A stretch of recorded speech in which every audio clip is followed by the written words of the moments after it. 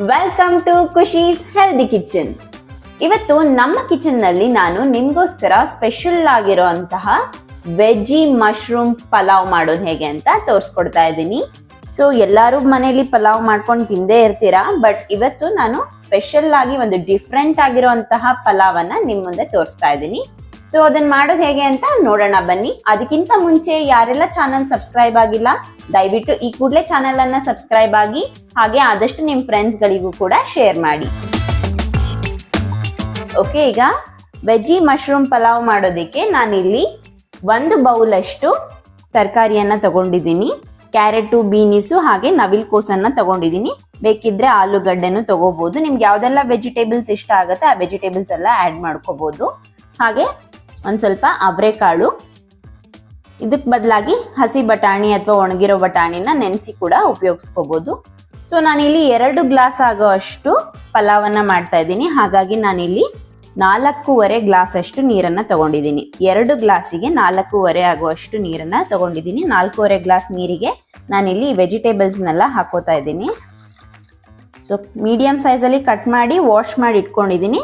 ಇದನ್ನ ಈ ನೀರಲ್ಲಿ ಹಾಗೆ ಅವರೆಕಾಳನ್ನು ಕೂಡ ಸೇರಿಸ್ಕೊತಾ ಇದ್ದೀನಿ ನೀರ್ ಜೊತೆಗೆ. ಸೊ ಈಗ ವೆಜಿಟೇಬಲ್ಸ್ ಎಲ್ಲ ಬಾಯ್ಲ್ ಆಗೋದಕ್ಕೆ ಇಟ್ಟಿದ್ದೀನಿ. ಈ ರೀತಿ ನಾವು ವೆಜಿಟೇಬಲ್ಸ್ನೆಲ್ಲ ಫಸ್ಟೇ ಕುಕ್ ಮಾಡಿ ಆಮೇಲೆ ಪಲಾವ್ ಒಗ್ಗರಣೆ ಸ್ಟಾರ್ಟ್ ಮಾಡ್ಕೊಳ್ಳೋದ್ರಿಂದ ತುಂಬಾ ಕ್ವಿಕ್ ಆಗಿ ಆಗತ್ತೆ ಪಲಾವ್. ಹಾಗಾಗಿ ನಾನು ಈ ಪ್ರಾಸೆಸ್ ಅನ್ನ ಮಾಡ್ತಾ ಇದ್ದೀನಿ. ಓಕೆ, ಈಗ ರುಬ್ಬೋದಕ್ಕೆ ಏನೇನು ಬೇಕಾಗುತ್ತೆ ನೋಡೋಣ ಬನ್ನಿ. ನಾನಿಲ್ಲಿ 2 ಹಿಡಿ ಆಗುವಷ್ಟು ಬೆಳ್ಳುಳ್ಳಿಯನ್ನ ತಗೊಂಡಿದ್ದೀನಿ. ಹಾಗೆ ಒಂದು 4 ಇಂಚು ಶುಂಠಿಯನ್ನ ತಗೊಂಡಿದ್ದೀನಿ, ಸಣ್ಣದಾಗಿ ಕಟ್ ಮಾಡ್ಕೊಂಡಿದ್ದೀನಿ. ಹಾಗೆ ಸ್ವಲ್ಪ ಜಾಕಾಯಿ ಹೂವನ್ನ ತಗೊಂಡಿದ್ದೀನಿ. ಸೊ ಇದೆಲ್ಲ ಇಂಗ್ರೀಡಿಯೆಂಟ್ಸ್ನ ನಾನು ಮಿಕ್ಸಿ ಜಾರ್ಗೆ ಹಾಕೋತಾ ಇದ್ದೀನಿ. ಹಾಗೆ ಒಂದು ಸ್ವಲ್ಪ ಸೋಂಪು ಕಾಳು,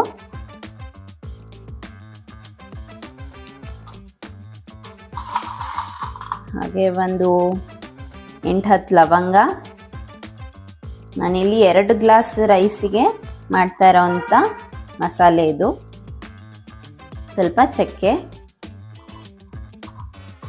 ಸೊ ಇದಕ್ಕೆ ಸ್ವಲ್ಪ ನೀರು ಸೇರಿಸ್ಕೊಂಡು ನುಣ್ಣಗೆ ರುಬ್ಕೊಳ್ಳೋಣ. ಸ್ವಲ್ಪ ನೀರು, ಈಗ ಇದನ್ನು ನುಣ್ಣಗೆ ರುಬ್ಕೊಳ್ಳೋಣ. ನೋಡ್ತಾ ಇದ್ದೀರಾ ಅಲ್ವಾ, ಈಗ ನುಣ್ಣಗೆ ರುಬ್ಕೊಂಡಿದ್ದೀನಿ. ಈಗ ಇದಕ್ಕೆ ನಾನಿಲ್ಲಿ ಒಂದು 8 ಹಸಿಮೆಣಸಿನ್ಕಾಯನ್ನ ತಗೊಂಡಿದ್ದೀನಿ. ಇದನ್ನು ಕೂಡ ಹಾಕಿ ನುಣ್ಣಗೆ ರುಬ್ಕೊಳ್ಳೋಣ. ನಿಮಗೆ ಖಾರಕ್ಕೆ ಅನುಗುಣವಾಗಿ ಎಷ್ಟು ಬೇಕಾಗುತ್ತೆ ಅಷ್ಟು ಹಸಿಮೆಣಸಿನ್ಕಾಯನ್ನ ಉಪಯೋಗಿಸ್ಕೊಳ್ಳಿ. ಓಕೆ, ಪಲಾವ್ ಮಾಡೋದಕ್ಕೆ ನಾನಿಲ್ಲಿ ಒಂದು ಪಾತ್ರೆಯನ್ನ ಇಟ್ಕೊಂಡಿದ್ದೀನಿ ಸ್ಟವ್ ಮೇಲೆ. ಈಗ ಇದಕ್ಕೆ ರಿಫೈನ್ಡ್ ಆಯಿಲ್ ಅನ್ನ ಹಾಕೋತಾ ಇದ್ದೀನಿ. ನಾನಿಲ್ಲಿ ಒಂದು 8ರಿಂದ 10 ಟೇಬಲ್ ಸ್ಪೂನ್ ಆಗುವಷ್ಟು ಎಣ್ಣೆಯನ್ನ ಹಾಕೊಂಡಿದ್ದೀನಿ. ಈಗ ಇದಕ್ಕೆ ನಾನಿಲ್ಲಿ ಸ್ವಲ್ಪ ಪಲಾವ್ ಎಲೆ ಒಂದು 2ರಿಂದ 3, ಹಾಗೆ 2 ಮರಾಠಿ ಮೊಗ್ಗು, 2 ಏಲಕ್ಕಿ, ಒಂದು 3 ಲವಂಗ, ಒಂದು ಸ್ವಲ್ಪ ಚಕ್ಕೆ, ಹಾಗೆ ಸ್ಟಾರ್ ಅನಾನಸ್ ಹೂ, ಹಾಗೆ ಸ್ವಲ್ಪ ಸೋಂಪು, ಎಲ್ಲ ಇಂಗ್ರೀಡಿಯೆಂಟ್ಸ್ನು ಎಣ್ಣೆಲಿ ಹಾಕೊಂಡು ಫ್ರೈ ಮಾಡ್ಕೊಳ್ಳೋಣ. ಹಾಗೆ ನಾನಿಲ್ಲಿ 3 ಮೀಡಿಯಂ ಸೈಜ್ ಈರುಳ್ಳಿಯನ್ನ ಕಟ್ ಮಾಡಿ ಇಟ್ಕೊಂಡಿದ್ದೀನಿ. ಇದನ್ನು ಕೂಡ ಒಗ್ಗರಣೆಗೆ ಹಾಕೊಳ್ಳೋಣ. ಈಗ ಆನಿಯನ್ನು ಲೈಟ್ ಬ್ರೌನ್ ಬರೋ ತನಕ, ಲೈಟ್ ಗೋಲ್ಡನ್ ಬ್ರೌನ್ ಬರೋ ತನಕ ಫ್ರೈ ಮಾಡ್ಕೊಳ್ಳೋಣ.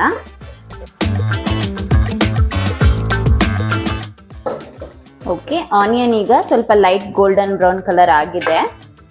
ಈಗ ಇದಕ್ಕೆ ನಾವು ಅವಾಗಲೇ ರುಬ್ಕೊಂಡಿರುವಂತಹ ಮಸಾಲೆಯನ್ನ ಸೇರಿಸ್ಕೊಳ್ಳೋಣ.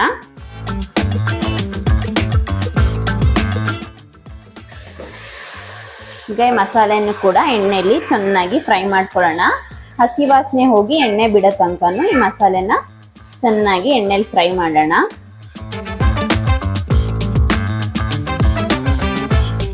ಓಕೆ, ಈಗ ಮಸಾಲೆ ಹಸಿ ವಾಸನೆ ಎಲ್ಲ ಹೋಗಿ ಎಣ್ಣೆ ಬಿಡಕ್ಕೆ ಸ್ಟಾರ್ಟ್ ಆಗಿದೆ. ಈಗ ನಾನಿಲ್ಲಿ 1 ಹಿಡಿ ಆಗುವಷ್ಟು ಕೊತ್ತಂಬರಿ ಸೊಪ್ಪು, ಹಾಗೆ 1 ಹಿಡಿ ಆಗುವಷ್ಟು ಮೆಂತ್ಯ ಸೊಪ್ಪು, ಹಾಗೆ 1 ಹಿಡಿ ಆಗುವಷ್ಟು ಪುದೀನ ಸೊಪ್ಪನ್ನು ತಗೊಂಡಿದ್ದೀನಿ. ಇದೆಲ್ಲವನ್ನು ಸೇರಿಸಿ ಒಗ್ಗರಣೆಯಲ್ಲಿ ಫ್ರೈ ಮಾಡ್ಕೊಳ್ಳೋಣ.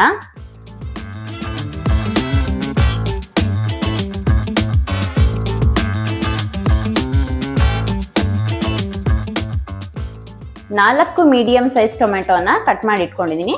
ಇದನ್ನು ಕೂಡ ಸೇರಿಸ್ಕೊಳ್ಳೋಣ. ಹಾಗೆ ಇದಕ್ಕೆ ನಾನಿಲ್ಲಿ ಸ್ವಲ್ಪ ಮಶ್ರೂಮ್ ಅನ್ನ ತಗೊಂಡಿದ್ದೀನಿ.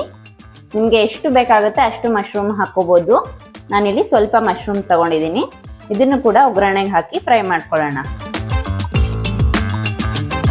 ಮಶ್ರೂಮ್ ತುಂಬಾನೇ ಬೇಗ ಬೆಂದೋಗ್ಬಿಡುತ್ತೆ. ಜಸ್ಟ್ ಒಂದ್ 2 ನಿಮಿಷ ಫ್ರೈ ಮಾಡ್ಕೊಂಡ್ರೆ ಸಾಕು. ಸೊ ಈ ಸ್ಟೇಜಲ್ಲಿ ನಾನಿಲ್ಲಿ ನ್ಯೂಟೆಲ್ಲಾ ಸೋಯಾ ಮಿನಿ ಚಂಕ್ಸ್ ಅನ್ನ ತಗೊಂಡಿದ್ದೀನಿ. ತುಂಬಾ ಸ್ಮಾಲ್ ಆಗಿ ಬರುವಂತಹ ಸೋಯಾ ಚಂಕ್ಸ್ ಇದು. ಇದನ್ನ ಸ್ವಲ್ಪ ನೀರಲ್ಲಿ ಹಾಕಿ ನೆನೆಸಿಟ್ಕೊಳ್ಳೋಣ. ಓಕೆ, ನಾನಿಲ್ಲಿ ಇಷ್ಟು ಸೋಯಾ ಚಂಕ್ಸ್ ಅನ್ನ ತಗೊಂಡಿದ್ದೀನಿ. ಇದನ್ನ ನಾನು ನೀರಲ್ಲಿ ಹಾಕಿ ನೆನೆಸಿ ಇಟ್ಕೊಂತೀನಿ. ಈ ಸ್ಟೇಜಲ್ಲಿ ನೀರಲ್ಲಿ ನೆನೆಸಿ ಇಟ್ಕೊಳ್ಳೋದ್ರಿಂದ ಇದು ಒಂದು ಹದವಾಗಿ ನೆಂದಿರುತ್ತೆ. ತುಂಬಾ ಫಸ್ಟೇ ನೆನೆಸ್ಕೊಂಡ್ಬಿಟ್ರೆ ತುಂಬಾ ನೆಂದೋಗ್ಬಿಟ್ರೆ ಟೇಸ್ಟ್ ಚೆನ್ನಾಗಿರೋದಿಲ್ಲ. ಹಾಗಾಗಿ ಇನ್ನೇನು ಒಗ್ಗರಣೆ ಕಂಪ್ಲೀಟ್ ಆಗ್ತಿದೆ ಅಂತ ಹೇಳುವಾಗ ನಾವು ಇದನ್ನ ನೆನೆಸಿ ಇಟ್ಕೋಬೇಕು.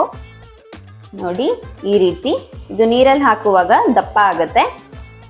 ಸೊ ಇದನ್ನ 1-2 ಮಿನಿಟ್ಸ್ ನೀರಲ್ಲಿ ಹೀಗೆ ಬಿಡೋಣ. ನೋಡ್ತಾ ಇದ್ದೀರಾ ಅಲ್ವಾ, ವೆಜಿಟೇಬಲ್ ಮಶ್ರೂಮ್ ಪಲಾವ್ ಎಷ್ಟು ಚೆನ್ನಾಗಿ ರೆಡಿ ಆಗ್ತಾ ಇದೆ.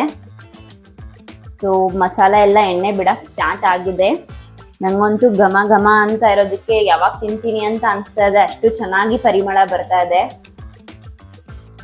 ಸೊ ಈಗ ನಾನು ಅವಾಗಲೇ ತರಕಾರಿ ಏನು ನೀರಲ್ಲಿ ಬೇಯಕ್ಕೆ ಇಟ್ಕೊಂಡಿದ್ದೆ ಇದನ್ನ ಈ ಒಗ್ಗರಣೆ ಜೊತೆ ಸೇರಿಸ್ಕೊಳ್ಳೋಣ.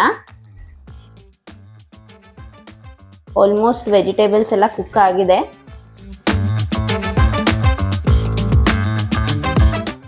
ಓಕೆ, ಇದೆಲ್ಲ ಚೆನ್ನಾಗಿ ಬಾಯ್ಲ್ ಆಗ್ತಾ ಇದೆ. ಇವಾಗ ಈ ಸೋಯಾ ಚಂಕ್ಸ್ ಅನ್ನ ಈ ರೀತಿ ಚೆನ್ನಾಗಿ ನೀರನ್ನ ಹಿಂಡ್ಬಿಟ್ಟು ಹಾಕೊಳ್ಳೋಣ. ಈಗ ಇದಕ್ಕೆ ನಾನಿಲ್ಲಿ 2 ಗ್ಲಾಸ್ ಅಷ್ಟು ರೈಸ್ ಅನ್ನ ತಗೊಂಡಿದ್ದೀನಿ. ಇದನ್ನ ವಾಶ್ ಮಾಡಿ ಇಟ್ಕೊಂಡಿದ್ದೀನಿ. ಈಗ ಇದನ್ನು ಕೂಡ ಸೇರಿಸ್ಕೊಳ್ಳೋಣ.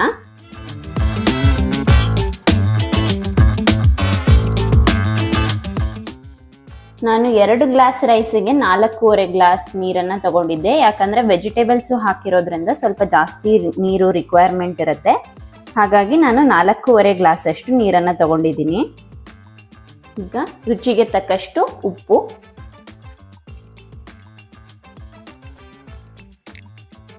ಸೊ ಎಲ್ಲವನ್ನು ನೀಟಾಗಿ ಮಿಕ್ಸ್ ಮಾಡ್ಕೊಳ್ಳೋಣ. ಈ ಸ್ಟೇಜಲ್ಲಿ ನೀವು ಉಪ್ಪು ಖಾರ ಚೆಕ್ ಮಾಡಿಕೊಂಡು ಬೇಕಿದ್ದಲ್ಲಿ ಸೇರಿಸ್ಕೋಬಹುದು. ಈಗ ಮುಚ್ಚಳ ಮುಚ್ಚಿ ಇದನ್ನ ಒಂದು 15 ನಿಮಿಷ ಕುಕ್ ಮಾಡ್ಕೊಳ್ಳೋಣ.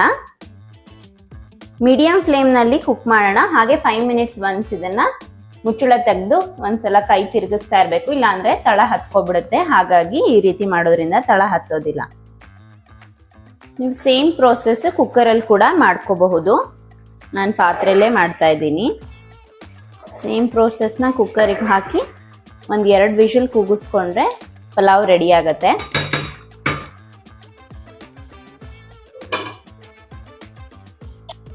ಓಕೆ, ನೋಡ್ತಾ ಇದ್ದೀರಾ ಅಲ್ವಾ ಘಮ ಘಮ ಪಲಾವ್ ಎಷ್ಟು ಚೆನ್ನಾಗಿ ರೆಡಿಯಾಗಿದೆ ಅಂತ. ಸೊ ಈಗ ಪಲಾವ್ ರೆಡಿ ಇದೆ. Stove off ಮಾಡ್ಕೊಬಿಡೋಣ.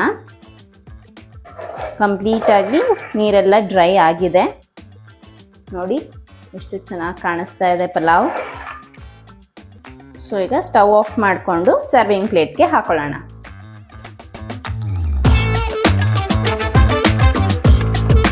ವಿಡಿಯೋ ಇಷ್ಟ ಆಗಿದ್ದಲ್ಲಿ ಲೈಕ್ ಮಾಡೋದನ್ನ ಮರಿಬೇಡಿ.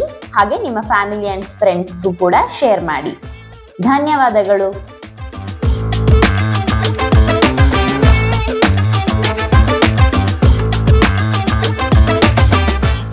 ಇದೇ ರೀತಿ ಮತ್ತಷ್ಟು ಹೆಲ್ದಿ ಫುಡ್ ಹಾಗೂ ಹೆಲ್ದಿ ಇನ್ಫಾರ್ಮೇಶನ್ಗಾಗಿ ನಮ್ಮ ಚಾನೆಲ್ ಅನ್ನ ತಪ್ಪದೆ ಈ ಕೂಡಲೇ ಸಬ್ಸ್ಕ್ರೈಬ್ ಮಾಡಿ.